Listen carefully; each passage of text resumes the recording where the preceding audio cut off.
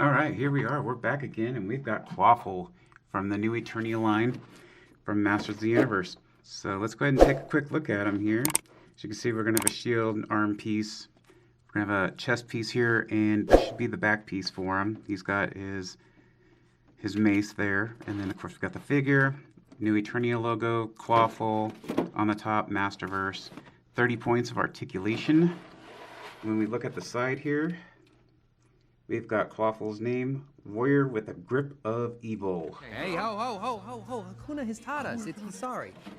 That's what she said. On the back, we've got some beautiful artwork of Clawful in his new Eternia design. Of course, we have the logo up here for new Eternia, and we have his wave mates there as well for the standard figures. And if you want to read his bio, then there you go, there's his bio. And then of course, we come over to this side, we've got more artwork of more of a classic look for Clawful in the line, which goes all the way down. So that's pretty cool. Then we come back to the front, and let's go ahead and get this figure out so we can take a look at him. So here we go, we've got Clawful here out of the package. Looking really good for a figure. He's, again, new Eternia line, so this is his kind of classic look there. I actually like what I'm seeing so far. Let's go ahead and take a closer look at just his design, color scheme, and articulation before we take a look at all the accessories it comes with. We get him up close here. You can see we've got his face. He's got a lot of that more orange, kind of orange red, but probably darker orange. His eyes are kind of in a metallic silver paint, and his irises are actually white. You can see somewhat of his pupils in there, but they are definitely gray. A bit of dark paint in here to kind of accent the scales, or the shell, if you will. And then of course this fin up here at the top. He's got white paint for his teeth. As you can see, mine has a little bit of a scuff there, so I'll probably have to go and touch it up. And then of course the rest of the head has this dry paint, or this darkening around the rest of it. His head does do a full 360. And his head goes up, get his claw out of the way there. His head goes up about yay far and goes down about yay far. We've got the rest of his body armor here, but you can see around his just below his body armor for the rest of his body there.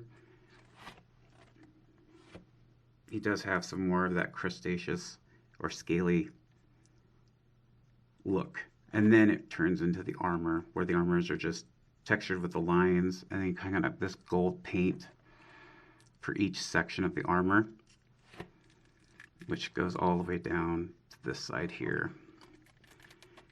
He does have that little upper torso crunch action, so he can go about yay far back, and he can go about yay far forward. We get down here to the bottom where you can start seeing like muscle structure and stuff like that. So this is no longer the armor, the chest armor, but you don't have that same like scaling like you do on the head over here. Were you looking at my ass? Don't look at my ass! Ass looker! So, and then of course you see the back there. The rest of the armor, kind of a spine on the back there. No additional gold paint back here. You have this metallic blue for the belt. A little bit of detail and texturing in there. And then of course for his furries, we have some dark paint, still that same orange, and then kind of like more shell here, but no additional gold paint, so just that straight orange, and then it's all furry with a dark paint, kind of highlight that fur there.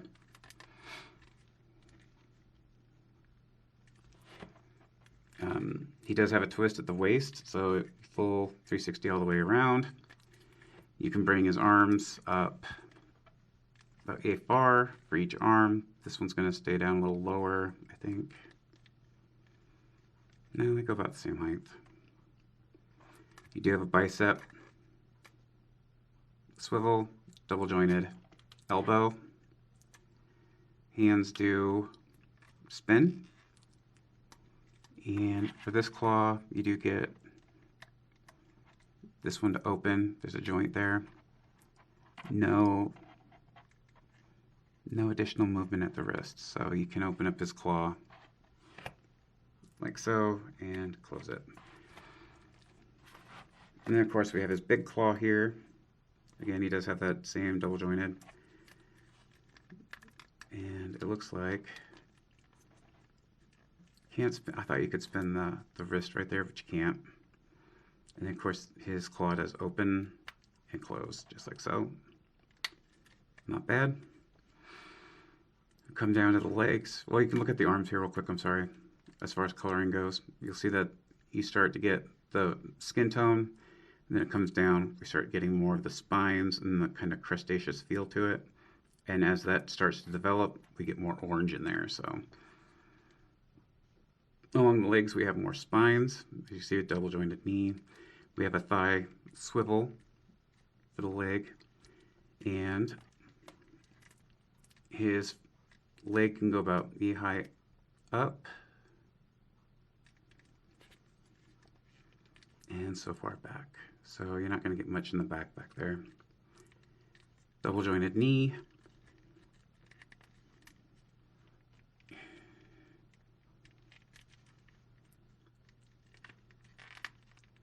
Upper calf twist, which is the entire boot, if you will, is in that same metallic blue, and there is a little bit of dark paint to kind of highlight some accent in there. You get that little crustaceous feel, so you can see there's like some shell or whatever you want to call that added to it. And then of course he's got the monster toes there.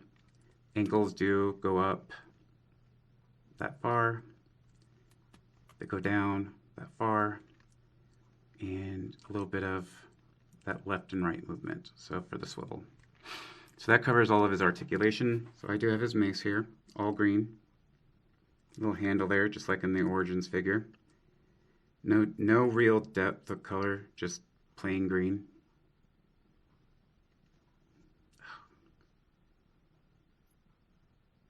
And it looks pretty cool. So it stays very true to his vintage and Origins design. Just a little bit of stress there. It was a pain in the ass getting it out of the box. And of course we have a shield for him, all in that orange, kind of orange metallic. And then we have the same kind of a strap system that He-Man's shield comes with. That looks pretty good. Here's the arm piece that goes on him. This goes on his bicep. This is the back for him, so it's just a caprice. He's got some spikes on there, and that blue metallic kind of falls through. And then of course you have the rest of that in orange for the rest of the shell, and some spikes there. There's the collar for it to sit around his neck, and there's a plug back here, looks like. And then we have his chest piece, and this is actually translucent blue, which is really nice for the gem there. I'd like to see more of that. That actually is pretty neat. So I got that yellowish gold look to it. We have a clip back here so that you can